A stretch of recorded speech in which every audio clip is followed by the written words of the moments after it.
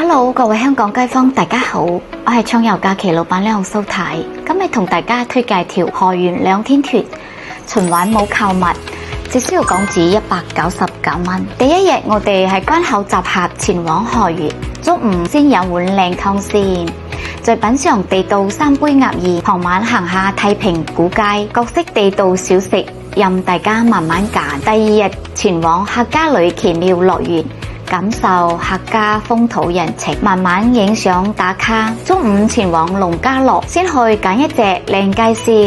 先，然後食個農家風味宴，再去乘坐觀光小火車遊覽。結束之後，我哋呢次行程每人送白灼好嘅農家雞俾大家帶返屋企嘅。我哋呢條行程一家大細都啱玩嘅，快啲約埋屋企人齊齊嚟報名啦！我哋嘅諮詢電話同埋 WhatsApp 都係69546128，記得關注我哋嘅視頻號，繼續會有信嘢分享俾大家嘅。最後尾祝大家暢遊無憂，得閒齊齊玩，多謝大家。